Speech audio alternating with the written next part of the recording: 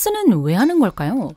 이 시작부터 노빠꾸는 그러니까 우리가 키스를 하는 이유가 본능적인 행동이어서일까요? 아니면 사회적으로 학습되어서일까요? 이런 의문이 드는 건 키스가 꽤 애매한 스킨십이기 때문일 겁니다. 포옹이나 뽀뽀처럼 가족이나 친구 사이에 가볍게 나눌 수 있는 애정 표현은 아니잖아요. 아무래도 성적인 의미가 담겨져 있으니까요. 하지만 그렇다고 해서 짝짓기처럼 생식에 직접적인 연관이 있는 것도 아니죠. 그리고 무엇보다 동물 중에 우리처럼 로맨틱한 키스를 하는 종이 있는지를 생각해보면 네, 선뜻 떠오르는 예가 없어요. 이렇다 보니 키스가 본능인지에 대해선 과학자들 사이에서도 의견이 갈리는 주제입니다. 그래서 오늘은 키스에 대해 진하게 알아보려고 해요. 먼저 키스를 하는 동물은 진짜 없을까요? 프레리독은 친구나 가족끼리 만났을 때 입이나 앞니를 살짝 부딪히곤 합니다. 또한 코끼리는 유대감의 표시로 입안에 코를 집어넣고 냄새를 맡죠.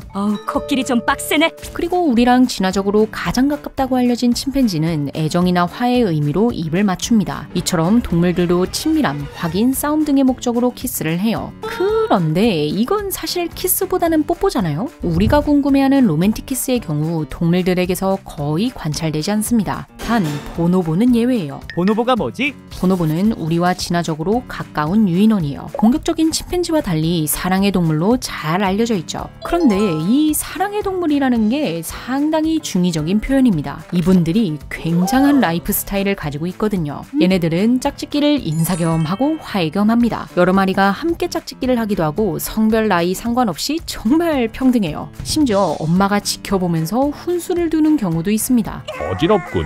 네, 정말 나도 모르던 내 안의 유교 본능을 꺼내게 만드는 동물이죠. 그래서 이런 특성에 걸맞게 얘네도 키스를 합니다. 어찌나 진한지 과학자들은 이를 강렬한 키스라고 표현했어요. 자, 그럼 우리랑 가까운 보노보가 로맨틱한 의미의 키스를 한다? 우리도 본능일 가능성이 높아지죠. 그런데 윌리엄, 셸리, 저스틴 이 세 명이 생각했을 때 그래도 본능이라고 하기에는 증거가 부족하지 않나? 싶은 거예요. 그래서 이들은 168개의 문화를 분석했습니다. 그 결과 77곳에서는 키스 문화가 존재했고 나머지 91곳에는 키스 문화가 존재하지 않았다고 해요. 심지어 일부 문화에서는 키스를 완전 극혐하기도 했습니다. 이를 지역별로 살펴보면요. 놀랍게도 보수의 대명사로 알려진 중동 지역은 조사한 모든 지역에 키스가 존재했습니다. 반대로 중앙아메리카는 조사한 모든 문화권에서 키스가 존재하지 않았고요. 또한 키스 비율이 높은 곳으로는 유럽, 아시아가 있었고 낮은 곳으로는 아프리카, 남아메리카가 있었다고 합니다. 그리고 사회 시스템에 따라서도 차이가 있었는데요. 수렵 채집을 하는 문화권일수록 키스 문화가 없으며 사회적으로 복잡성을 가질수록 키스가 존재하는 경향이 있었다고 합니다. 이 연구 결과를 보면 완전 본능이라고 하기에는 애매하죠. 그럼 키스를 하는 사람들은 언제부터 한 거예요? 과학자들은 인류가 선사시대 때부터 키스를 했을 것이라고 추측하고 있습니다. 그런데 가장 오래된 증거로 제시되는 게 조금 뜬금없어요. 같은 호모사피엔스도 아니고 네안데르탈인과 키스를 했을 수 있다는 연구거든요. 왜? 그걸 어떻게 알아요? 과학자들이 네안데르탈인의 입속을 분석해봤더니 Methanobrevibacter oralis. 라는 미생물의 유전 물질이 발견되었어요. 그런데 얘가 우리의 입속에도 있거든요. 문제는 이 미생물 계통이 호모사피엔스와 네안데르탈인이 갈라지고 한참 지난 뒤에 네안데르탈인의 입속에서 생겨났다는 거예요. 그러니까 원래는 네안데르탈인 입에서 살았던 미생물인데 이게 호모사피엔스 입안에서도 관찰된다? 했네 했어. 따라서 과학자들은 호모사피엔스와 네안데르탈인이 키스를 했거나 적어도 함께 음식을 먹으며 타액을 교환했을 거라고 추측하고 있습니다. 물론 이 연구만으로 확정짓기에는 무리고 가능성 정도는 엿볼 수 있는 거죠. 이외에 선사시대에 만들어진 유물 증거로는 기원전 9000년경 조각된 아인사크리 여인상, 기원전 3200년경에 만들어진 포옹하는 커플에서 연인이 키스를 하는 듯한 모습을 볼 수 있습니다. 하지만 이게 키스? 스럽기도 하죠. 아무래도 글로 딱 적혀져 있는 게 아니다 보니 이 시기의 증거는 좀 애매합니다. 그래서 확실한 증거는 글자가 생기고 나서 등장해요. 이때까지 이라크와 시리아 지역에서 쐐기 문자가 담긴 점토판이 여러 발견되어 왔습니다. 시간이 지나면서 기술이 발전하자 연구팀은 그 내용을 해석할 수 있게 되었는데 무슨 내용이 사랑과 전쟁이 따로 없는 거예요. 한 여인이 남편이 아닌 다른 남자와 키스를 한 뒤에 마음이 흔들린다는 내용이 적혀져 있었거든요. 그리고 또 다른 점토판에는 미혼인 여성이 나는 결혼 전에 다른 남자랑 키스나 야호를 하지 않을 거야. 라고 다짐하는 내용이 있었죠. 이를 통해 적어도 4,500년 전부터 로맨틱한 의미의 키스를 나눴다는 걸 알 수 있습니다. 또한 당시 의학 기록을 보면 부샤누라는 질병이 있었는데요. 입술에 수포가 나고 전염이 잘 되는 등 딱 헤르페스 1형과 증상이 비슷했단 말이에요. 그래서 이때부터 키스를 통해 헤르페스 1형이 전파되었을 수도. 라는 가능성도 제시됐죠. 그런데 하필 이런 자료가 발견된 곳이 현재 가장 보수적인 이슬람 지역이라는 게 참 아이러니하죠. 에잉, 조상님들은 말이야.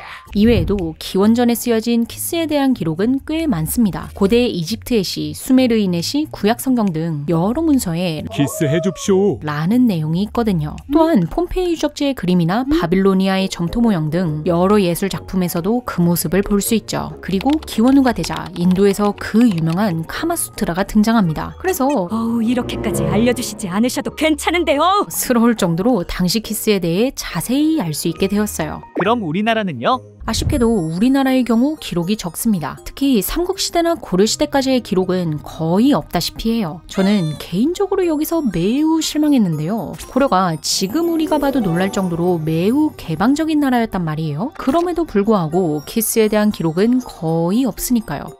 우리나라에서는 키스를 안 했나? 그럴 가능성도 있지만요. 고려의 기록이 조선시대와 비교하면 훨씬 적게 남아있기 때문인 것도 있습니다. 몽골 침입, 임진왜란, 병자호란 등 크고 작은 사건을 겪으면서 많이 소실되었거든요. 또한 애초에 이런 문서들은 전쟁, 불교 행사, 정치 스캔들처럼 국가적인 사건을 담은 게 많거든요. 따라서 사생활을 보기에는 좀 어렵죠. 물론 공민왕의 사례처럼 왕이나 귀족에게 스캔들이 일어났다면 그 기록을 살펴볼 수 있는데요. 이것도 뭐 그냥 이런 일이 있었다 정도로 담백하게 써있지 뭘 어떻게 했는지가 자세하게 적혀있지는 않아요. 그리고 만약에 고려 사람들이 이걸 자세하게 적었다고 해도요. 우리가 지금 보는 고려사나 고려사전료의 경우 조선 초기의 관리들이 재구성한 거란 말이에요. 따라서 유교빔을 맞아 검열되었을 가능성이 매우 높은 거죠. 하지만 조선시대로 오면 키스에 대한 기록을 어렵지 않게 볼 수 있습니다. 춘향전 같은 소설이나 월야미래 같은 그림에 연인들끼리 키스를 하는 장면이 묘사되어 있거든요. 그런데 또 재밌는 건 막상 춘하의 경우 이상하게 우리나라 작품은 키스하는 장면이 없다는 거예요. 일본이나 중국의 춘하에는 종종 보이는데 말이죠. 하지만 무엇보다도 조선시대의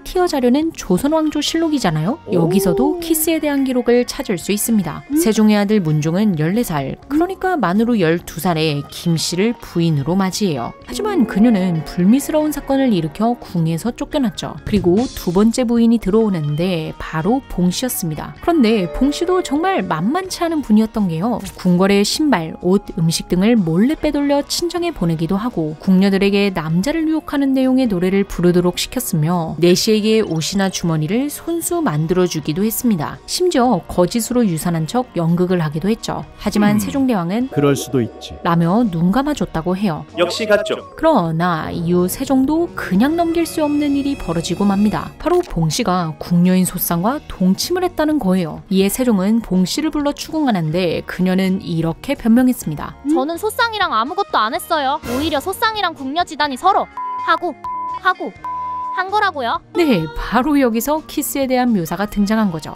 뭐 이후 봉씨는 궁에서 쫓겨났다고 합니다. 이런 기록들이 있지만 아무래도 조선이다 보니 그 수가 많지는 않은데요. 이후 서양 문물이 들어오면서 점점 다양한 문학이나 매체에 키스가 등장하고 지금처럼 드라마를 틀었다 하면 나오는 시대까지 이어지게 된 겁니다. 물론 이전에는 진짜 키스를 덜했던 건지 아니면 그냥 기록만 적었을 뿐 활발하게 이루어졌을지는 아무도 모르지만요. 그래서 오늘은 키스에 대해 알아봤습니다. 한 연구에 따르면 10초간 키스를 하면 평균 8천만 마리의 세균을 교환한다고 해요. 그래서 하루 9번 이상 키스하는 커플들은 구강미생물 구성이 거의 비슷하다고 하죠. 이게 무조건 나쁜 건 아닌 게요. 다양한 미생물을 접하며 면역력이 길러질 수도 있거든요. 물론 그러다 센 놈이 들어오면 바로 병에 걸릴 가능성이 높지만요. 또한 키스를 할 때면 30개 정도의 얼굴 근육과 100여 개의 자세 근육이 사용된다고 합니다. 그러니 정말 열정적으로 키스를 할 경우 분당 최대 26kg kcal 소모된다고 하죠. 이외에도 키스를 할 때면 스트레스 호르몬이 낮아지고